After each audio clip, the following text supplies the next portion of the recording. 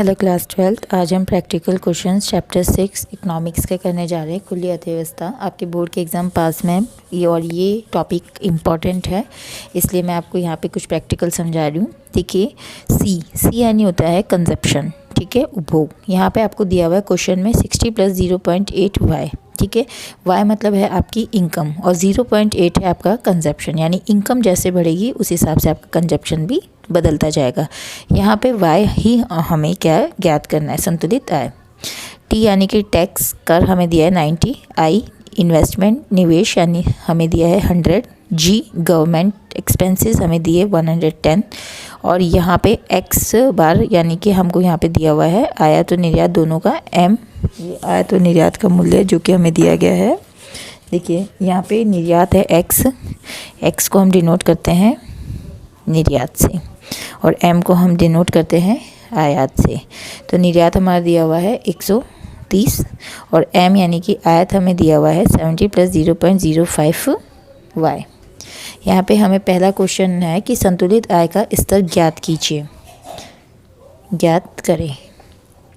हमें फॉर्मूला याद करना है। फॉर्मूला है हमारा y यानी कि संतुलित आय हमको ज्ञात करनी है, जिसे हमने y से डिनोट किया है, = सी बार। सी बार का मतलब है ऐसा कंजक्शन जो कि हमारा बिना आय के भी होना निश्चित है, प्लस सी, ये जो आपका स्मॉल सी है ये डिनोट करता है कि आपके कंजप्शन में घटना और बढ़ना चलता है।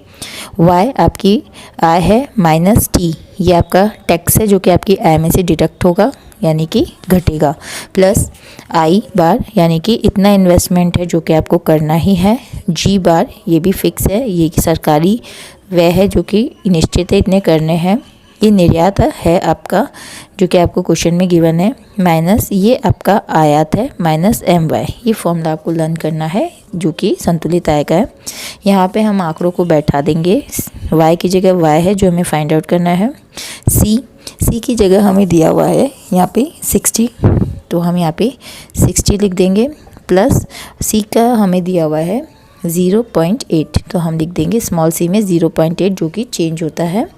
देन है y माइनस टी, यहाँ पे ब्रैकेट में y लिखेंगे जो कि हमें पता नहीं है। टी हमारा गिवन है 90, क्वेश्चन से देखकर लिख लेंगे 90, प्लस का प्लस आई हमको क्वेश्चन में गिवन है 100 जो कि हम 100 लिख देते हैं, प्लस जी बार हमें गिवन है 110 जो कि हम लिख देते हैं, प्लस एक्स बार यानी कि निर्यात हमको गिवन है 130, इसे हम लिख देते हैं। यहाँ माइनस का साइन है, इधर माइनस का साइन आ जाएगा।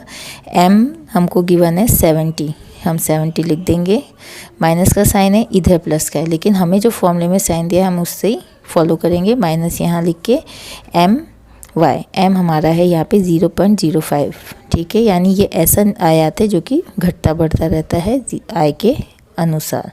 तो हमने लिखा 0.05 और आय हमको ज्ञात नहीं है, तो यहाँ पे हम लिख देते हैं y। ये हमारे पास एक समीकरण बन गया है जिसे हम सॉल्व करते हैं। 60 का जगह 60 आएगा, प्लस 0.8 और ब्रैकेट को ओपन करेंगे y, तो 0.8 इंटू वाई, तो 0.8 y आ जाएगा, माइनस 0.8 इंटू 90 जब हम करते हैं तो हमारा आ जाएगा यहाँ पे 72। 0.8 मल्टीप्लाई बाय 90 जब हम करते हैं तो हमारा आता है 72, प्लस का प्लस, यहाँ ब्रैकेट ओपन हो गया तो फिर प्लस का प्लस, 100 का 100 उतारेंगे, प्लस का 110 उतार देंगे, प्लस का 130 उतार देंगे, माइनस का 170 उतार देंगे, माइनस का 0.05 वाई उतार देंगे। ये हमारे पास दूसरी समीकरण बन गई। अब इसी समीकरण में से हम 0.8 वाई को और माइनस 0.05 वाई को माइनस कर देंगे, क्योंकि यहाँ प्लस का साइन है, यहाँ माइनस का साइन है, ये हमारे डिफरेंट साइन डिनोट करते हैं। तो जब हमारे डिफरेंट साइन आता है तो यहाँ पे आ जाएगा, वापस y लिखती हूँ, y = 0.75 वाई, ठीक है। जब हमने 0.8 वाई को 0.05 से माइनस किया तो 0.75 आ गया और y आएगा और प्लस का साइन आएगा, क्योंकि 0.8 का जो वैल्यू है वो बड़ा है, इसलिए ये प्लस का 0.75 y आ जाएगा। अब यहाँ पे हम 60, 100, 110 और 130 को ऐड करेंगे और -72 उसमें से घटा देंगे और -70 हम उससे घटा देंगे, तो हमारे पास आंसर आता है 258। जब आप इसे कैलकुलेट करेंगे तो आपका आंसर आ जाता है 258। अब ये हमारे पास दूसरा समीकरण हो गया। y की जो वैल्यू है उनको हम साइड में लिख देंगे। y का y यहाँ लिखा हुआ है, इसको जब हम इधर लेके जाएंगे तो ये होता है 0.75 y। इस इजिकल टू का इजिकल टू रहेगा, इजिकल टू के इधर की जो वैल्यू है 258 वो प्लस में ही रहेगी। अब हम इस y का मतलब है 1, यानी कि 1 में से जब हम 0.75 y को लेस करते हैं तो हमारा आंसर आना चाहिए 0.25 y इजिकल टू 258 को ऐसे ही लिख देंगे।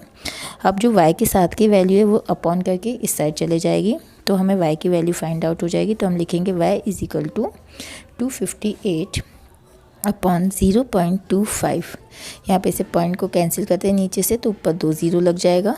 जब 25,800 को हम 25 से कैंसिल करेंगे तो हमारा आंसर आता है 1032, यानी 1032 हमारी संतुलित आय आ गई है। आगे देखिए पॉइंट है, हमें इसी के अंदर गिवन है कि संतुलित आय से, यानी जो हमने ये संतुलित आय फाइंड आउट की है उस पे हमें निवल निर्यात संतुलन ज्ञात करना है। निवल निर्यात संतुलन का फॉर्मूला है निर्यात माइनस आयात।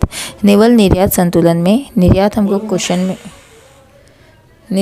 क्वेश्चन में दिया गया था, ये देखिए 130, हम यहाँ पे लिख देंगे 130 माइनस आयत हमको दिया गया है ये समीकरण जो कि है 70 प्लस 0.05 y। इसको हम ऐसे कैसे लिख देंगे 70 प्लस 0.05 y।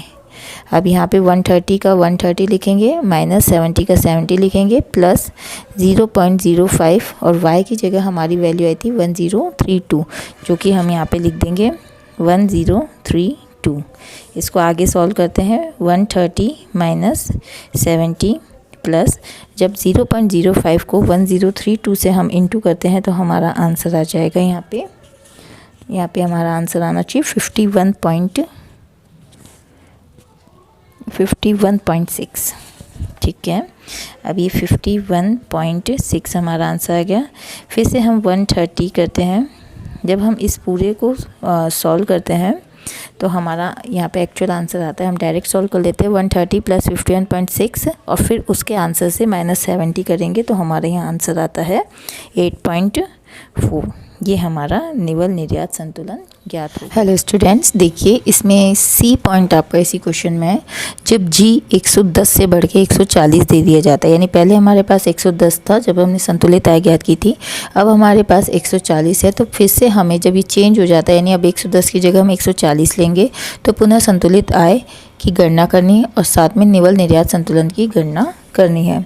यहाँ हम संतुलित आय का हमारा वही फॉर्मूला लिख देंगे, y is equal to C dash plus C Y minus T मतलब tax plus I plus G plus X यानी कि निर्यात माइनस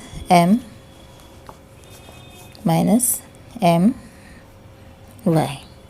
ठीक है, अब यहाँ पे संतुलित आय ज्ञात करने के लिए हमें सिर्फ c जो कि हमें पहले क्वेश्चन में गिवन था 60 हम एज इट इज़ लिख देंगे, प्लस स्मॉल c हमें 0.8 गिवन था, y हमें गिवन नहीं है, t हमें गिवन था 90 प्लस i हमको गिवन था 100, g हमारा 110 गिवन था जो अब 140 हो गया। तो g की जगह हम नया आंकड़ा लिखेंगे 140, x हमें गिवन है 130 माइनस m हमको गिवन है 70। इसके बाद यहाँ पे हमारे जो क्वेश्चन में माइनस का साइन है तो इधर भी हम माइनस का साइन लगा के लिखेंगे 0.05 y। ये हमारे पास समीकरण है, इसे हम फिर से सॉल्व करेंगे। पहले हम ब्रैकेट ओपन कर लेंगे, सेम वही 60 प्लस 0.8 इंटू वाई 0.8 y और 0.8 इंटू माइनस का 90 तो यहाँ पे आ जाएगा हमारा माइनस का 72 plus 100 plus 140 plus 130 minus 70 minus 0.05 y। अब ये y है, y की वैल्यूज़ को हम ले लेंगे 0.8 y ले लेंगे, इधर 0.05 y ले लेंगे और यहाँ पे हम लिख देंगे 0.75 y। अब जो रिमेनिंग वैल्यूज़ है हमारी 60 100 140 130 ने ऐड करेंगे और -72 और -70 280 को हम उसमें से लेस कर देंगे तो हमारे यहाँ पे जो आंसर आएगा वो आ जाएगा प्लस का 288। ठीक है, ये 288 आ रहा है जब हम यहाँ पे 140 लेंगे, यानी हमें जब क्वेश्चन चेंज हो गया, यहाँ पे सरकारी व्यय 110 से बढ़ के 140 हो गया, तो यहाँ पे हमारा 288 आ जाता है। y, इस वाले y की वैल्यू को इधर लिख देंगे 0.75 y इज इक्वल टू 288। इन दोनों को सॉल्व करने पर हमारा आता है 0.25 y इज इक्वल टू 288। यहाँ पे संतुलित आय ज्ञात करने के लिए हम लिखेंगे y is equal to 288 upon 0.25। इस पॉइंट को लेस कैंसिल करके ऊपर डबल ज़ीरो लगा देंगे। जब हम इसे सॉल्व करते हैं तो हमारा आंसर आ जाता है यहाँ पे 1152, यानी हमारी संतुलित आय 1152 होगी जब सरकारी व्यय 110 से बढ़कर 140 हो जाएगा। अब इस संतुलित आय को हमने ज्ञात कर लिया और इस संतुलित आय से ही हम निवल निर्यात संतुलन ज्ञात करेंगे। तो निवल निर्यात संतुलन ज्ञात करने के लिए, जो कि हमारा सेकेंड पार्ट है, फॉर्मूला लिख देंगे। निवल निर्यात संतुलन, इसको फॉर्मूला है निर्यात माइनस आयात। ठीक है, कहते हैं माइनस आयात। आयात हम पूरा वैल्यू उठाएंगे जो कि है हमारी 70 प्लस 0.05 और y की जगह हमने लिख दिया 1152। ठीक है, अब है 130 माइनस 70 प्लस, इसे सॉल्व करने पर हमारा आता है 57.6।